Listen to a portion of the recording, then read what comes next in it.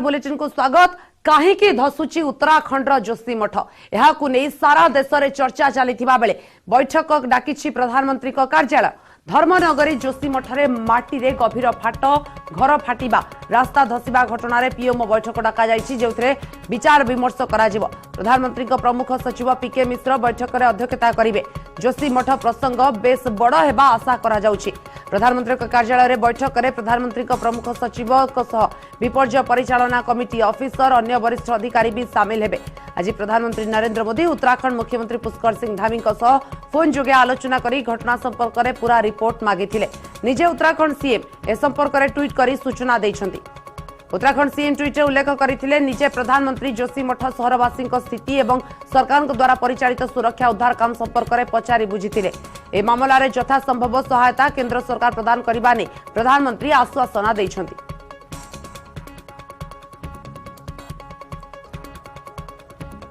अभी ये घटना सामने आई है और इसका पूरी तरह से अध्ययन हो रहा है, हर प्रकार से अध्ययन हो रहा है और हम भी इस पर अध्ययन कर रहे हैं कि जितने भी हमारे ऐसे शहर हैं जो पहाड़ों में हैं, रॉक पर हैं, पहाड़ों पर हैं, उनकी धारण क्षमता कितनी है, क्या वो अपनी धारण क्षमता पूर्ण तो नहीं कर चुके हैं अभी तक, और अगर धारण क्षमता पूर्ण कर चुके हैं तो निश्चित रूप से उस पर एक सुनियोजित तरीके से जिस प्रकार का व्यवस्थित एक रोक होती है वो व्यवस्थित रोक हम लगाने का काम करेंगे। देखिए, जिस दिन से भी ये घटना का समाचार आया है उनका कार्यालय लगातार जानकारी लेता रहा है, लगातार चिंता करता रहा है और आज अभी आपसे बात से पहले माननीय प्रधानमंत्री जी ने दूरभाष पर मुझसे काफी डिटेल में सारी जानकारी ली है कि कितने परिवार उसकी जद में आ रहे हैं, कितना नुकसान हुआ है, किस प्रकार से वहां पर पानी निकल रहा है, लोगों के विस्थापन के लिए लोगों को सुरक्षित स्थानों पर ले जाने के लिए क्या किया गया है,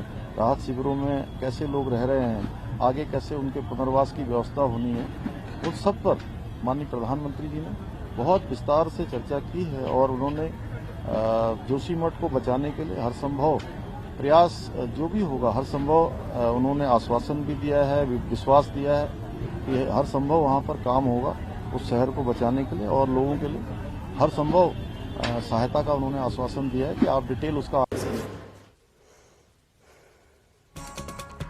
न्यूज 18 रिपोर्टर नितिन सेमवाल और सदैव अधिक सूचना देवाई फोन लाइन रे। नितिन, जो पीएमओ के कार्यालय से बैठक भी शुरू हो गया है और इस बीच उत्तराखंड के जो जोशीमठ है उसको लेके क्या कुछ अपडेट है? जी, निश्चित रूप से जिस तरीके से जोशीमठ में लगातार भूस्खलन हो रहा था उसके बाद जिस तरीके से उत्तराखंड सरकार स्वयं चिंतित थी और अब प्रधानमंत्री नरेंद्र मोदी ने भी जोशीमठ को लेकर उत्तराखंड सरकार से जवाब मांगा है, यहाँ के हालात के बारे में जानकारी दी है। तो पीएमओ की जो बैठक आज अभी जो उत्तराखंड के मुख्य सचिव है उनके साथ हुई है। हालांकि ये बैठक जो विशेषज्ञों की टीम जोशीमठ में आनी है 10 तारीख को उनके साथ हुई है कि किस तरीके से यहाँ पे रूट मैप तैयार किया जाएगा, किस तरीके से यहाँ पे जो जोशीमठ की सर्वे होनी है उस पर किस तरीके से आगे व्यवस्था की जाएगी। यानी कि कुल मिला के जोशीमठ को लेकर एक जिस तरीके से देश के प्रधानमंत्री भी चिंतित है, पीएमओ कार्यालय से लगातार मॉनिटरिंग की जा रही है और उत्तराखंड सरकार भी इस पर पूरी नजर बनाए हुए है। तो कहीं ना कहीं अब सारी तरह से अगर बात करें तो अधिकारियों को जीरो ग्राउंड पर भेजकर पूरी व्यवस्थाओं को देखने की कोशिश की जा रही है। जी नितिन, जो जानकारी हम लोगों को है जोशीमठ जहां पे बना है, पूरा शहर जहां पे बना है वो भूस्खलन जोन है, पूरा एरिया भूस्खलन है और एरिया है और उस बीच में ये जो जोशीमठ और पूरा शहर है उसमें दबाव है पर्यटकों का, बहुत सारे टूरिस्ट आ रहे हैं, शहर ज्यादातर से बनाया गया जिसके लिए ऐसा हालत हुआ है, ये कुछ जानने को मिला है? जी, कह सकते हैं कि जोशीमठ एक पर्यटन स्थल है, धार्मिक नगर है, बद्रीनाथ धाम का मुख्य पड़ाव माना जाता है और पर्यटन के लिहाज से भी बहुत ज्यादा महत्वपूर्ण इस नगर को माना जाता है। यहाँ पे बताना चाहेंगे कि इन दिनों जिस तरीके से विंटर सीजन चल रहा है और पर्यटक यहाँ पे आते हैं घूमने के लिए, हालांकि पर्यटन अभी यहाँ पे सुरक्षित है, पर्यटकों के लिए ऐसी कोई एडवाइजरी जारी नहीं की गई है कि यहाँ पे ना आए। हाँ, लेकिन इतना जरूर है कि जिस तरीके से विकास हो रहा है, जिस तरीके से अनियोजित विकास जैसे हम कहेंगे, उसका ही ये परिणाम है कि आज जोशीमठ इस हालात में पहुंच चुका है। जी नितिन, दूसरी तरफ जो लोगों को स्थानांतरित किया गया था, आज 11 परिवार को स्थानांतरित किया है, उन लोगों का क्या कुछ कहना है? क्योंकि ठंड बहुत है और उस बीच में ये लोग बाहर रह रहे हैं।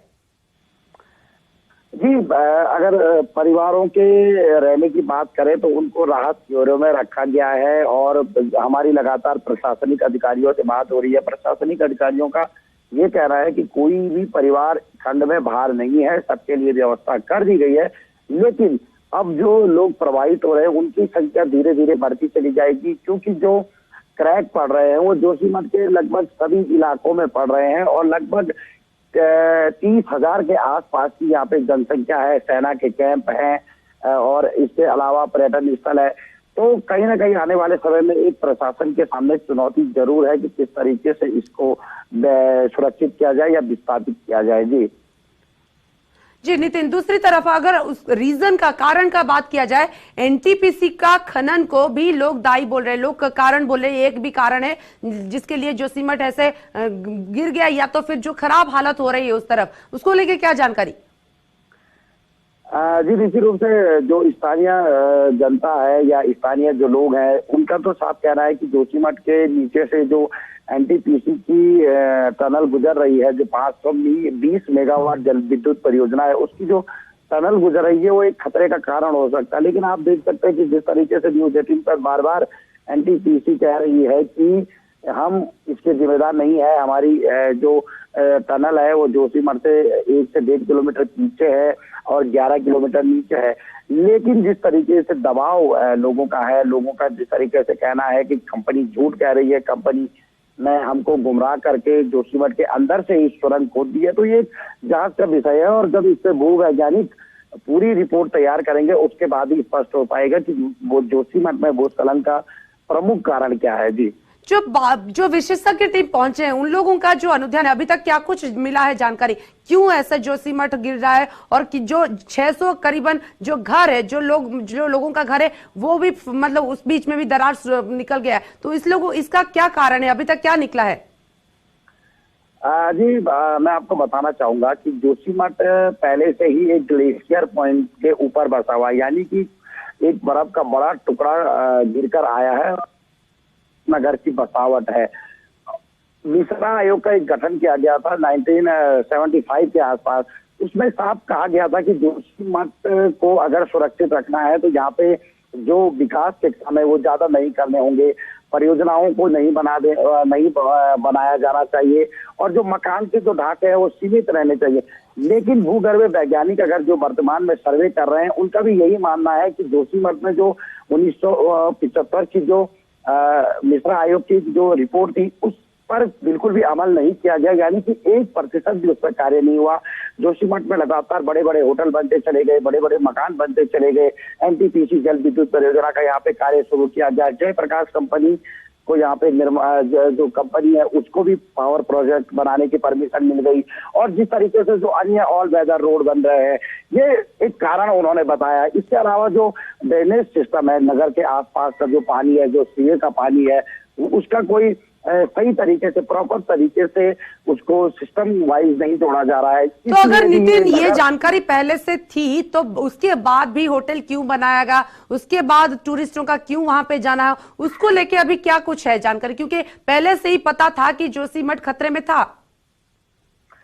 जी निश्चित रूप से अगर देखा जाए तो कहीं ना कहीं लापरवाही बहुत बड़ी हुई है, चाहे सरकारों ने इस पर लापरवाही की हो। किसी भी सरकार को दोष देना इसमें ठीक नहीं है, क्योंकि बारी बारी पर भाजपा और कांग्रेस जो उत्तराखंड में काबिज रही, लेकिन जो रिपोर्ट वैज्ञानिकों ने दी उस पर अमल नहीं किया गया। प्रशासनिक तंत्र भी इस पूरे मामले में फेल रहा, सरकारें फेल रही और अब खामियाजा ये है कि आपको एक नगर ही संकट में दिखाई दे रहा है, या संकट में एक नगर पड़ चुका है।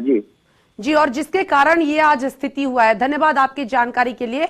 आम सहित थे आम प्रतिनिधि नितिन सेमवाल। एवं जहाँ सेठाकर स्थिति आपण शुणुते, जोशीमठ पूर्वर ही जो भली भाबरे विपद भावे थिला, विपदपूर्ण थिला। 1975 रु यहाँ एने रिपोर्ट आसी सारी, किंतु ता सत्वे भी सेठारे होटेल बना है एवं बारंबार पर्यटक आसिले, सहर गढ़ी उठिला धीरे धीरे, जार फल स्वरूप आज एभली गोटे सृष्टि होइछि स्थिति जोठी कि जोशीमठ भुसुड़ी पारे एक भी कह जाउछि। वर्तमान सुधा अनेक घर फाट सृष्टि होइलानी, 10 रु 11 घर भुसुड़ी पड़िलानी।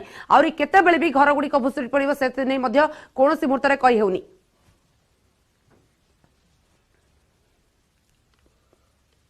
तेज जहां आम आपको कहूँ सहर प्रति विपद बढ़ी चली सहर दबी चली भयानक फाट सृष्टि होती। मुख्यमंत्री पुष्कर सिंह धामी गतकाली जोशीमठर प्रभावित परिवार को भेटी जोशीमठ प्रति विपद बढ़ुथिबारु जातीय विपत्ति घोषणा करने को सुप्रीमकोर्ट एक मामला रुजु होईछि। पूर्वर 500 रु अधिक परिवार को सुरक्षित स्थान को निया आज आउ 11 परिवार को स्थानांतरित करा जायछि एवं एनटीपीसी द्वारा चलता निर्माण कार्य को भी लोके दायी करुछथि।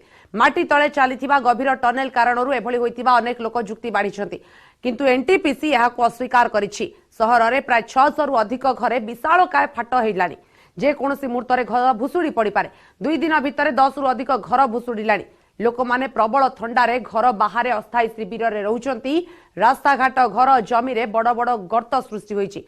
समग्र सहर पोती होई जिबा आशंका रहुछि। मुख्यमंत्री प्रभावित अंचल में सर्वेक्षण करबा परे वरिष्ठ अधिकारी मानक सह बैठक करिसेंती। केंद्र सरकार जोशीमठ स्थितिर त्वरित अध्ययन पई विशेषज्ञ टीम पठाइछंती। जोशीमठरे घर भित्तिभूमि केउ कारण पई दबुछि से नै कमिटी अध्ययन करिबो।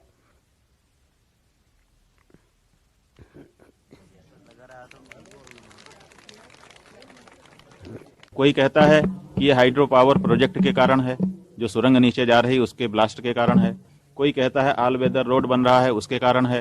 कोई कहता है कि जोशीमठ के नगर के लोगों का सीवर सिस्टम सही नहीं है, वो लोग भूगर्भ में अपना सीवर डाल रहे हैं जिसके कारण ये परेशानी आ रही है।